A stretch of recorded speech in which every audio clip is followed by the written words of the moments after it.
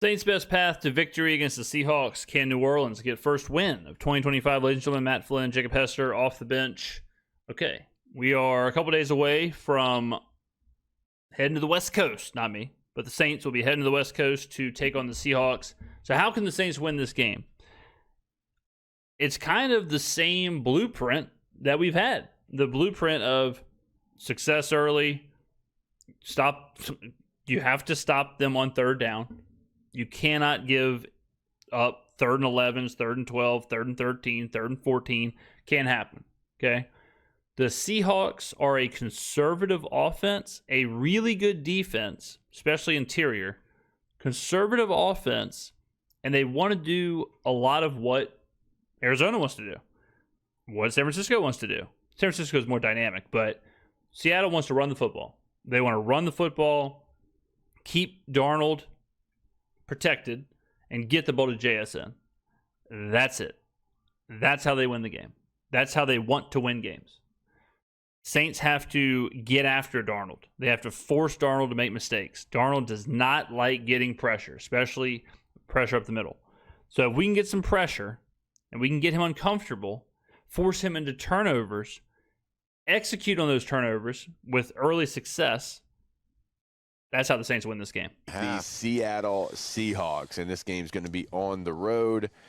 And I actually don't know what I expected there. The Seahawks, but it was shocking. The Seahawks beat the Steelers last week. They lost. Beat the hell out of them. Whooped them. How bad are the Steelers, man? How bad is that defense? To the 49ers in week number 1. The 49ers made a late comeback in that game. But they did look good last week against the Steelers. And maybe some of our judgment got clouded a little bit for the Steelers because they went out there and the way they played against the Jets. Maybe the Jets aren't good. The Jets are horrible. The Jets are absolutely ass. And the Steelers made the Jets look like the 2009 Patriots. Like, the Steelers have one of the worst defenses rated-wise. It's only been 2 games, but they have one of the worst defenses in the NFL. And they played the Jets, okay? That's saying a lot. So the Steelers have a lot of problems. But it was a nice victory for the Seahawks. Sam Darnold did throw 2 interceptions, but he also threw for almost 300 yards. He threw for 2 scores. Kenneth Walker, the third, ran for 105 yards on only 13 carries. Yeah, I think Charbonnet has an injury. I haven't seen a designation that would lead me to believe he's not going to play, but Kenneth Walker probably will get the higher share of the workload there. Again, Sam Darnold is looking to go to JSN early and often. If he can't get him the ball, he will get him the ball. Now, Zach Charbonnet had 15 carries for 10 yards. That's 0.7 yards per carry for those keeping score at home. But still, Kenneth Walker was able to have a big day. His longest run was only 20 yards and still had 105 on just 13 carries. So a little bit of a mixed bag for the Seattle Seahawks here in the first 2 weeks, but it's a big number. It is a big number. Yeah, I was watching that game because I've been watching a lot of the noon games because we have little flag football practice in the afternoon, so I'm locked into the noon game. So I've watched the Steelers play the first 2 weeks. And so it was the Steelers-Seahawks this past weekend. And I just don't think the Steelers are very good on defense, honestly. No, they're horrible. I mean, Justin Fields played the game of his career. He looked like he was back at Ohio State, you know what I mean, against the Pittsburgh defense did not look very good. So I think it's easy to get, especially from a Vegas standpoint, easy to get really high on the Seahawks right now. Well, this is an easy way to do it. All right. The Cardinals were 6.5 points in New Orleans. Now, I say that, but that's without any that's with zero, or that's with unknowns about New Orleans. But Arizona was 6.5 in New Orleans. Okay, so if you give New Orleans 2 points for home field, and then you take a little bit off because it's 7, it's a key number. More than likely, the Saints are probably +7, +7.5 in Arizona, something like that. Now, the Saints been upgraded a little bit, whatever. So then that tells you, okay, do I think Arizona and Seattle are the same teams? Do I think they're equally rated? Now, I would have Seattle I would say so. Yeah, I mean, I would think even if you have 116, 117, 112, 130, whatever, I think they're right there. They're pretty even, okay? So this line is pretty even. And it tells you that Seattle is similar to Arizona. And Arizona is similar to San Francisco. And those teams are pretty close. And if those teams are pretty close, I like the Saints' chances to keep it close and to be competitive, because we saw the Saints be competitive and keep it close against Arizona, be competitive, keep it close against San Francisco, and that's with nothing going their way, all right? Now, it was at home, no doubt, different, but that's with missed field goals and drops and penalty. We know the whole story, okay? The Saints can keep this thing close. They can win this game. They can be competitive, but they cannot if they do the mistakes in the first two games that let those games get away. What are they? In the back. Penalties. First game. Penalties were brutal. Drops. Second game. Third down conversions. Both games. Missed field goals. Both games. Got to get rid of all that. Can't do that. You got to clean it up. The Saints have to do what winning football teams do. Winning football teams do not do the things that I just listed. They do not have, you know who has 13 penalties? You know who misses field goals? You know who has drops? The Panthers, the Titans, the Bears. And they're horrible. Okay? Got to clean up that a little bit. You have to take the opportunities when they're given to you. Like the Saints' first possession. Or like at the end of the half. You score. Okay, a minute left. You got to take the opportunity to slam the door on the half and go to halftime. You cannot allow San Francisco to march down the field and score to potentially get a 2-for-1. Now, they fumbled, whatever. But can't do it. Can't fumble on the opponent's 30-yard line when you're going in to potentially score. Can't fumble there, right? Can't have those costly turnovers. That's what has to happen in this game for the Saints to play well. If the Saints go down 10-0, 13-0, 14-0 early, they're not moving the ball, 3-and-outs, punts, missed field goals, penalties, delaying drives, whatever, and Seattle gets up, that's probably all she wrote. But if the Saints can be aggressive early, put points on the board early, take some pressure off themselves. They probably got unlucky to lose that first game against the Niners. That Brock Purdy scrambles out, throws just like a jump ball in the end zone. It's about to be like it's going right towards the defender, and a guy makes an incredible play for Brock Purdy to win that game. But yeah, it's I think they're probably pretty good. And Sam Darnold, you think Minnesota's thinking about little seller's remorse on that one? Minnesota's thinking about a lot. They're thinking about who the hell did we draft?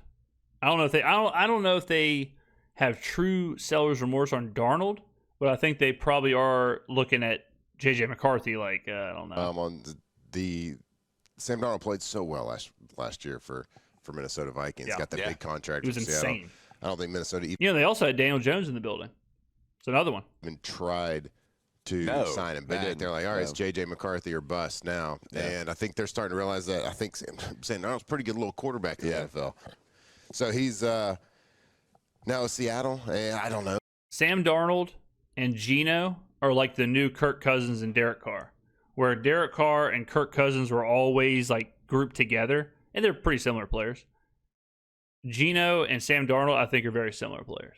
Where it's like, okay, they're okay, they're maybe even good, but they can have some bad games. I still kind of root against Seattle. So why? For no reason. I mean, like, why would you do that? They're actually good to me. You know what I mean? But I still root against them just from the competitive side. Yeah, but 7.5 is a big number in the NFL. The Broncos. I get it. Seattle is a tough place to play. It is very loud in that stadium. I don't know if it's as loud as it used to be back when I was there and playing against them in that stadium with it's the one of the Legion toughest of Boom. places, yeah. It was loud. Now, I think a lot of it was artificial. A lot of crowd noise being pumped into that stadium, I think, but it was still an intimidating place. I'm surprised more stadiums, they don't do that. I don't know all the regulations or whatever of how they could even tell, but I'm surprised more stadiums, especially domes, don't just pump in noise. It's to play. So we'll see. It's 2 games in. Nobody really knows what any of these teams are except for like the for sure top dogs in the league right now. We know but even the really good ones. But I think it still remains to be seen on who the bad ones are. I think you're going to see one of those tonight, but with the Dolphins. We'll see. All right. So, look, 7.5 is a big number. I'm going to stay on the Saints train. I'm going to say they're going to get it figured out. They're going to make one of those plays that we've been talking about. All right. That's the key, man. The key is to win that turnover battle. That's what the Saints need. They need to win the turnover battle. They have to have something break their way. I'm telling y'all, I said it last week, I'll say it again. The Saints need to win the turnover battle, or they need to get like a punt return for a touchdown, kickoff return for a touchdown. They need to do something that gives them some relief and some momentum and take some pressure off. They've got to get that. They almost got it. If Kamara doesn't fumble, they're +1 in the turnover battle. Well, until the end, but the end doesn't presumably happen if the game goes a different way. But like we have to, if we're going to be this bend don't break defense, you do have to come up with turnovers.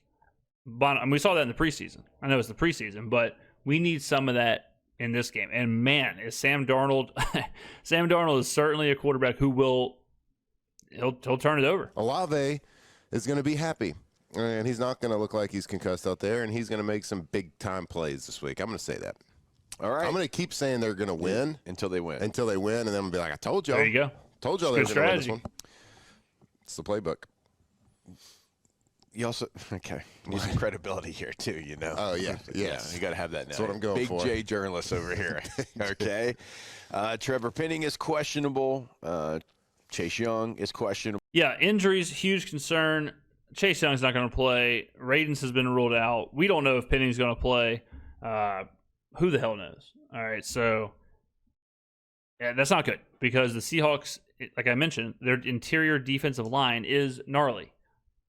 And if we've got injuries on the interior offensive line, and the interior offensive line has just been bad in general, not good. Tulisa Fuaga has been banged up. He's got a back injury. He's got knee injuries. Got all kinds of stuff going on. So we're not the Bucs. Okay, the Buccaneers are in shambles. The Buccaneers have 2, and the Panthers too. The Panthers have injuries across the offensive line as well. It happens. All right, I've said this before. Like, no team is fully prepared to lose starters on the offensive line, especially their best starters. The Bucs are not prepared to lose their starting left tackle and their starting left guard. The Bucs have won the division, seems like 200 years in a row now. They are a great franchise. They are rocking and rolling. They have a legitimate chance to win the NFC. Great roster. They aren't prepared to go down 2 starting offensive linemen. It just doesn't happen. So the Saints, all this momentum stuff I'm talking about, they really got to avoid that. They really got to avoid Fuaga being out, Radens being out, Penning being out, whoever being out. Like, they need to. It's okay if one's banged up, one's out, whatever. But they got to figure something out there, and hopefully some of these guys start getting on the field, starting with Chase Young. I don't think it'll be this week. He ain't even practiced, but God, hopefully next week we start to see Chase Young practice and play. At week 1, it was like, he might play.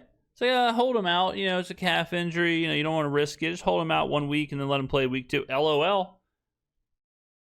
So, I don't know what the deal is with that. But, yeah, the injury thing, we'll see what happens and closer to game time. But hopefully we get some good news on some of these players. Trey Palmer, questionable. So, you're still dealing with some injuries there. You'd love to see Trevor Penning back. To try to solidify anything that they can solidify with the interior of the offensive front, because Caesar's not going to. We don't want to say his name too loud. It's too good of a morning. Should we whisper it from now on? Caesar. You are not allowed on this show to say his name at full volume voice. You have to whisper it. Okay. Caesar. All right. Don't want to be a poser. Caesar. Poser, what a word, man. Yeah, how about that? Let's bring it back. First one of the day. What a great word it is. Yeah. We used to use it a lot in middle school. Yep. I think it came to fruition and popularity from the skating community. Was it? I think so. Skating community. Okay. Were you talking about blading? Like blading.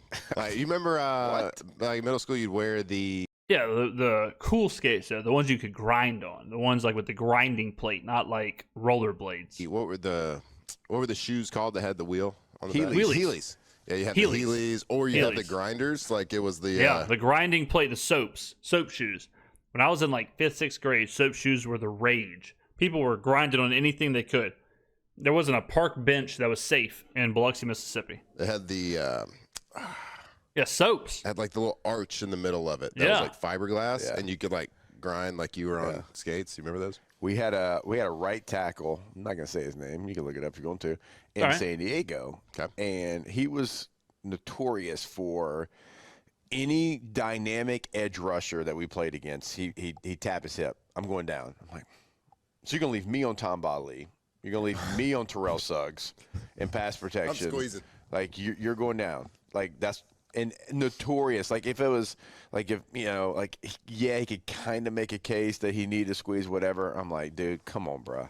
Like, you did not. And so one time I got really mad and went over to him. I'm like, hey, I didn't know Healy made cleats. He's like, what do you mean? I go, well, your cleats don't have wheels on the bottom of them? Because I swear to God, the guy just pushed you right back into me. I was just wondering, how'd you get that sponsorship deal? Can you imagine if Heelys made cleats? How fast some people would be moving? I was so mad. I was like, dude, we're winning the game by like 3 touchdowns. Like, bring back so Heelys. That's how I know what Heelys are. All right, and the huddle never fails. You remember these? Soaps. Soap. Oh, what did I say? What did I say? They had the little arc. I've never lost a game in Trivial Pursuit in my life. And do you remember this? You could like grind on like a bench or something, a park bench. Oh, dude, gnarly. I never had them, but I love the idea of them. All right, there you go. Keys to victory for the New Orleans Saints and keys to shredding gnar, soaps, and Heelys. All right, there you go, ladies and gentlemen. Thank you for watching. See you in the next video.